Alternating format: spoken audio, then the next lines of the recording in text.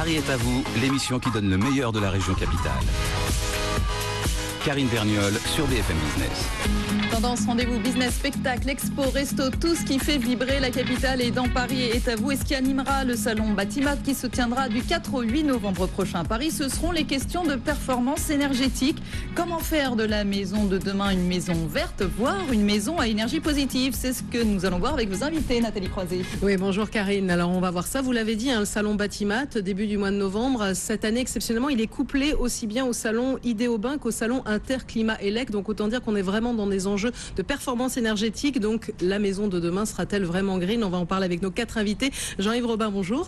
Bonjour. Vous êtes vice-président de la Fédération française du bâtiment, spécialement concerné, et vous tournez vers tous ces aspects environnementaux dans le bâtiment. Donc on va voir avec vous quels sont ces enjeux, si on est en mesure de tous faire notre fameux bâtiment à énergie positive. Et puis c'est bien aussi de voir les acteurs du secteur et comment aussi ils innovent beaucoup. Sylvie Charbonnier, bonjour. Bonjour.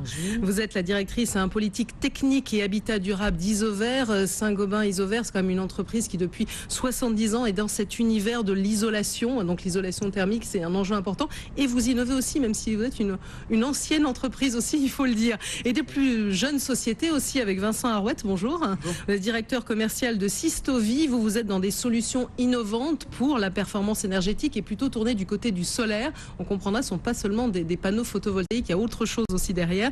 Et à vos côtés, Jean-Philippe Ferreira, bonjour. Bonjour. Vous êtes président ingénierie et construction de Woodeum. Pour ceux qui nous regardent, on voit devant vous justement ce morceau de bois, mais c'est plus qu'un morceau de bois parce que vous êtes le premier créateur constructeur d'habitat bois sur mesure. Donc on l'a vu, le bois, isolation. Jean-Yves Robin, vice-président de la Fédération française du bâtiment, vous qui observez ça de près, on parle beaucoup de rénovation thermique. On a parlé de cette ambition du gouvernement, 500 000 logements rénovés par an quand même d'ici 2017. Cette ambition de réduire la consommation énergétique de 50% d'ici 2050. Alors est-ce que ça veut dire c'est pas un effet de mode, c'est qu'on est vraiment dans une urgence? Il y a une nécessité d'agir maintenant sur ce bâtiment? Ben oui, je pense que les nécessités ont été clairement affirmées lors du sommet de Rio en 1992. C'est la date d'ailleurs à laquelle nous, à la Fédération, on a créé notre première commission environnement et construction durable. C'était effectivement la contrepartie dans notre fédération de cette prise de conscience politique internationale. Et effectivement, depuis lors, on n'a pas cessé de travailler sur les sujets. On a été enchantés, nous, de voir émerger le Grenelle de l'environnement dans les années 2007-2008. On a été d'ailleurs pour partie un des acteurs importants. Qui vous a fait beaucoup bouger, la réglementation a été très lourde. Ça nous a fait beaucoup bouger, on a été des acteurs extrêmement engagés, de voir que les politiques s'engageaient à la quasi-unanimité sur cet objectif. Nous, ça nous a fait, effectivement, ça nous a enchantés, parce qu'on s'est dit qu'effectivement, là, on commençait à prendre conscience qu'il y avait des véritables besoins en matière énergétique en France, à la fois dans le domaine du neuf, évidemment, on parlera de la RT 2012 très certainement tout à l'heure, mais aussi et surtout dans le domaine de l'ancien. Oui, c'est ça. C'est ce que vous dites, parce que voilà. Le bâtiment, c'est quand même 45% à peu près des émissions de CO2, donc on sait qu'il faut agir. Bâtiment à énergie positive, on parle d'un horizon 2020. Quand on regarde ce qui se fait en France, on en est très loin. Oui. Il faut, le parc se renouvelle d'1% par an. Avant tout, c'est quand même de la rénovation, et ce dont on est en train de parler en ce moment. Alors quel est le rôle d'une fédération professionnelle comme la nôtre? Parce que je vous rappelle, on est une des deux grandes fédérations professionnelles du bâtiment en France. On rassemble 56 000 entreprises, environ 750 000 à 800 000 salariés, donc on pèse un poids extrêmement important dans le secteur. Avec nos amis industriels, on est effectivement une filière extrêmement engagée, donc c'est une grande famille que vous avez rassemblée autour de cette table aujourd'hui, et c'est bien. On s'est dit que nous, de notre côté, à nous, on se devait aussi de devoir engager nos professionnels, y compris le plus petit d'entre eux, sur ces thématiques, et donc mettre à leur disposition des outils, des moyens, des marques pour les entraîner précisément à s'identifier, à faire des offres commerciales auprès de leurs clients, à effectivement mieux organiser leur entreprise pour répondre à une demande technique que l'on sentait émerger. Alors, certes, tristement, il y a eu la crise qui est malheureusement venue au mauvais moment pour perpétuer ces dynamiques. On en souffre tous, mais on va en sortir un jour. En tout cas, nous. Mais du coup, ça fait plus partie des priorités alors. Ah si.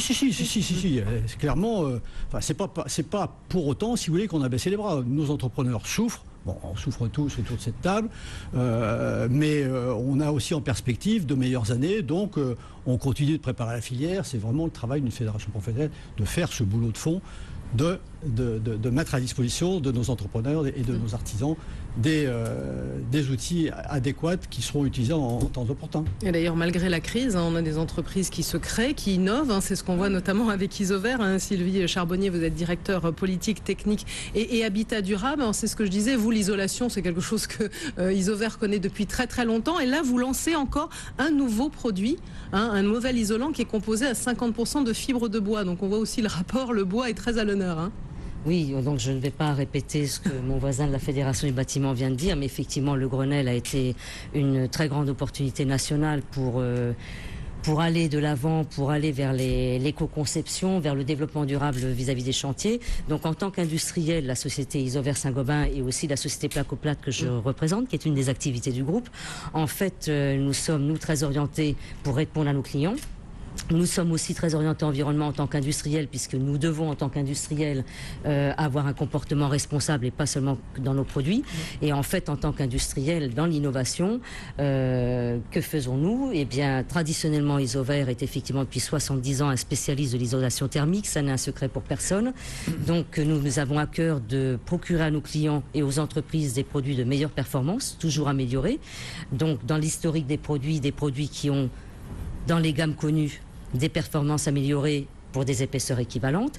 Et puis effectivement, dans l'innovation industrielle, vous avez parlé du produit Isoduo. Oui, Isoduo, voilà. Donc la dernière innovation et qui est tout à fait remarquable, puisque là, il s'agit d'un partenariat d'industrie, c'est-à-dire l'industrie du bois sur la récupération des bois de sciage des forêts françaises et le savoir-faire d'une maison comme Isover Saint-Gobain avec ses isolants traditionnels de laine. Et donc le produit Isoduo est un isolant hybride qui comprend 50% à peu près de fibres de bois qui sont défibrées et à peu près 40% de fibres de verre et un très très faible taux de liants qui sont des liants d'ailleurs polyester qui permettent de lier les fibres entre elles. Et j'imagine que c'est encore plus performant que ce qui existe à l'heure actuelle. Alors, ce produit allie la performance qu'on va retrouver dans les isolants traditionnels, donc des bons coefficients de conductivité thermique, c'est-à-dire un bon pouvoir isolant, et en même temps répondre à ce qui est une tendance aujourd'hui, c'est-à-dire essayer de recycler des matières d'autres activités. Et du coup, ça s'adresse à qui? Ça s'adresse aux particuliers? Ça s'adresse plutôt à d'autres professionnels? Ces produits isolants, Isoduo, puisqu'on en parle, et comme tous les produits isolants, bien sûr, évalués, certifiés, on a fait de très grandes opérations de test auprès des entreprises qui sont des membres de la Fédération du bâtiment pour avoir un produit confortable dont le poids et la manipulation soient aisés. Mais ça se vend auprès des entreprises de Ça se vend par le circuit des négoces traditionnels. C'est posé par des entreprises, si possible qualifiées du bâtiment, qui réalisent l'isolation des couvertures, l'isolation des murs, l'isolation des cloisons. Et donc, c'est un produit qui a toute sa place, mais qui montre que un industriel traditionnel dans un savoir-faire, le verre c'est la fusion, on est donc dans un domaine totalement différent de celui du bois, en fait peut, avec d'autres industries, innover pour effectivement avoir à la fois du verre recyclé pour fabriquer des fibres de verre et du bois recyclé pour en faire un nouveau produit et qui répond aux enjeux de l'efficacité énergétique et de la rénovation thermique des bâtiments. Alors, puisque vous parlez de bois, on va se tourner aussi alors oui, ce n'est pas le bois construction. Voilà, c'est pas la même chose, mais comme le bois a énormément de vertus, c'est ce qu'on voit avec vous. Donc Jean-Philippe Ferreira, président ingénierie et construction de Wood & Home, donc ce que je disais, premier créateur constructeur d'habitat sur mesure. Il y a un vrai engouement pour cette maison en bois. Je crois que le marché a doublé en 10 ans. On est à peu près à 15 000 maisons par an, c'est ça à peu près? Le marché a doublé, mais il reste très faible. Très faible, voilà. Mais c'est pour ça, quand on part de très bas, on peut vite doubler, ça c'est sûr. Au-delà de l'appétence de tous les Français, je pense, pour le matériau en tant que tel, il y a un vrai développement à venir sur ce matériau-là, puisque on sait que notre industrie, elle a été tournée vers des matériaux plus conventionnels qu'on utilise depuis un peu plus d'une centaine d'années. Et le bois, aujourd'hui, doit reconquérir en fait des parts de marché, mais il a beaucoup d'avantages, notamment dans le cadre du Grenelle de l'environnement et dans le cadre des enjeux énergétiques qui nous attendent pour demain. Il a notamment, on parlait de CO2 tout à l'heure, l'avantage premier du produit qu'on présente ici, qui travaille sous forme de panneaux, qui sont des panneaux de bois massif, c'est le stockage du CO2. On peut le voir devant vous, n'hésitez pas à le montrer. Voilà, donc le stockage du CO2, ici, un mètre cube de ce matériau-là va stocker 1 tonne de CO2.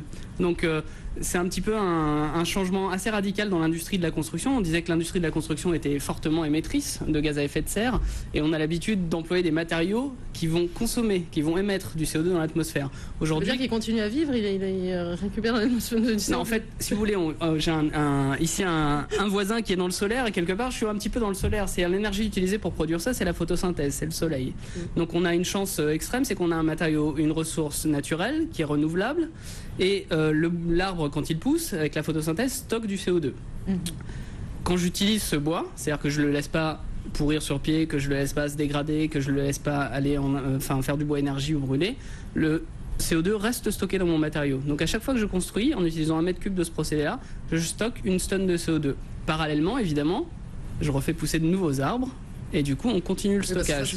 Donc il y a un vrai cercle vertueux. Détruire des forêts pour être en train de construire des maisons. Loin de là. Je pense que depuis qu'on a démarré l'émission... Avec toutes ces vertus, Jean-Philippe Ferreira, avec toutes ces vertus, comment se fait-il qu'il n'y ait pas plus de construction de maisons en bois? Est-ce qu'il y a une question? Est-ce qu'au final c'est plus cher?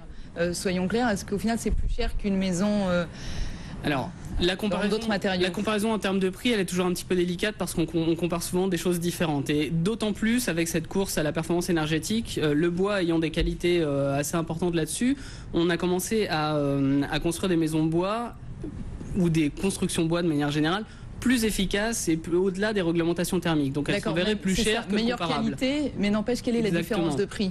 Aujourd'hui, à iso-performance thermique, à iso-performance environnementale, on sera à un prix à peu équivalent. En tout cas, si on prend le coût de construction global, c'est-à-dire qu'on va intégrer aussi le fait qu'on construise plus vite, qu'on a du coup des frais de chantier amoindris, etc. Donc si on prend un coût global... Tout préparer pour bien sûr ça en très peu de temps, finalement. Tout à fait. Aujourd'hui, ces grands panneaux qui sont produits dans une usine arrivent sur le chantier, un petit peu comme un Lego, finalement. C'est souvent le terme qui est repris, mais les panneaux vont être à format, découpés avec les ouvertures, et on vient les installer de manière très rapide. Il faut considérer une équipe de 3 personnes peut monter un bâtiment de 400 mètres carrés en quelques jours, en 4 jours par exemple. Voilà, donc c'est vraiment extrêmement rapide. Alors on va continuer, vous êtes tourné vers vos voisins justement, Vincent Arouette, donc directeur commercial de Sistovi. Là on est dans le solaire, c'est ce que je disais, mais vraiment associé à la performance énergétique. Et là où vous faites une particularité, parce qu'on a beaucoup parlé du solaire, du panneau photovoltaïque qui a connu quand même des périodes très difficiles et encore maintenant en France, mais vous allez au-delà de ça, parce qu'on peut produire de l'électricité, avoir de l'eau chaude, ça peut être bon aussi pour la qualité de l'air. On est dans un produit global avec vous.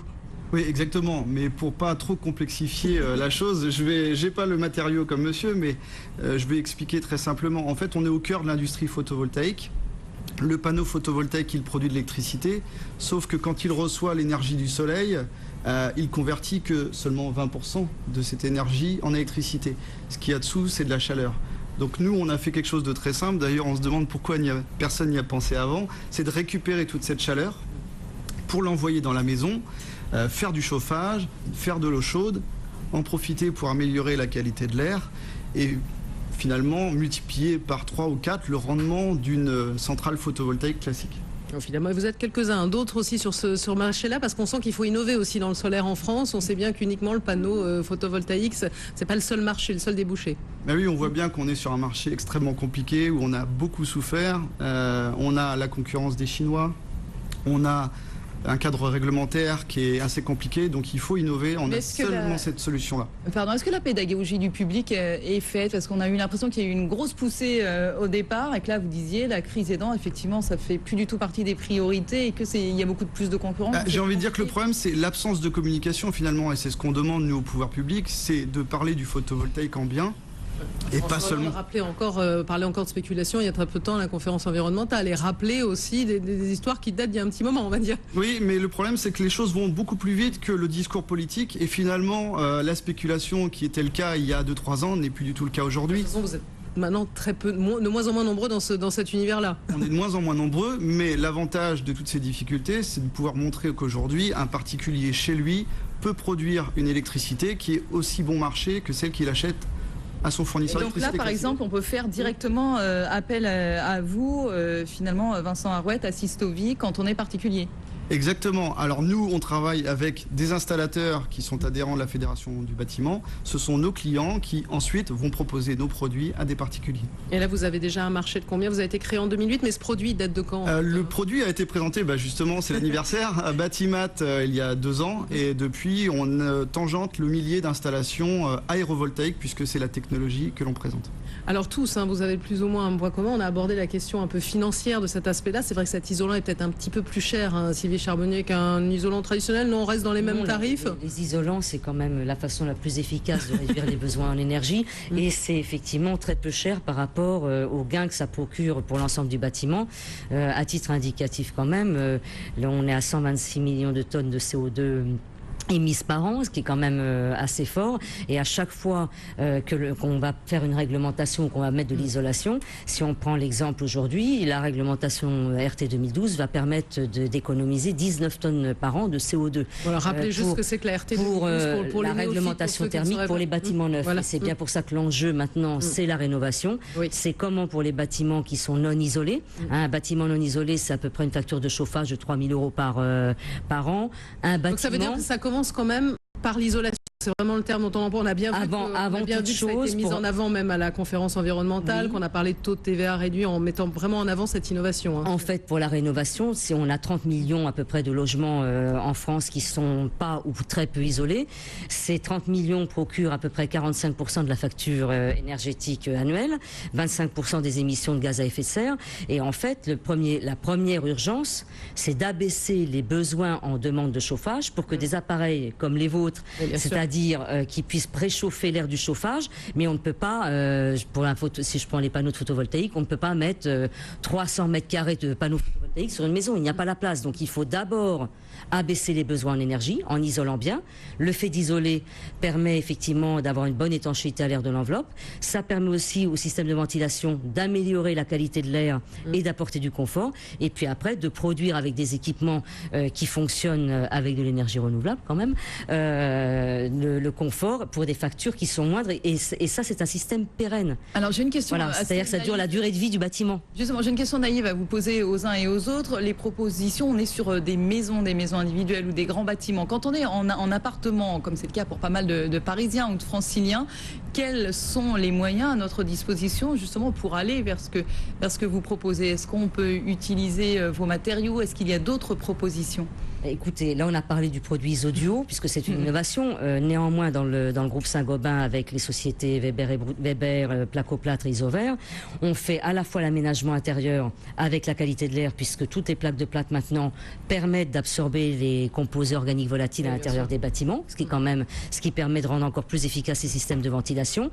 Et puis on a en innovation, mais c'est pas récent puisque les systèmes d'isolation par l'extérieur existent depuis les années 80. On a aussi des fenêtres qui remplacent les fenêtres vétustes pour des performances très bonnes et aux dimensions de la rénovation. Et on a des systèmes d'isolation par l'intérieur ou par l'extérieur avec toutes les performances. Donc les produits sont connus, ils sont tous certifiés, ils sont tous évalués. Et puis le groupe Saint-Gobain innove avec la FFB notamment pour que les entreprises soient qualifiées alors ce qu'on appelle RGE, Grenelle de l'environnement, c'est-à-dire des entreprises qui peuvent installer des ouvrages. Ça va être à partir du 1er janvier 2014 où les artisans auront un label. C'est une véritable innovation. Il y a une nouveauté en matière. On pourrait parler aussi de la question de la formation. Juste faire réagir aussi les deux autres invités avant de se tourner vers Jean-Yves Robin. Donc sur cet aspect-là, vous finalement, on pourrait imaginer sur des bâtiments, finalement des appartements parisiens ou en urbain.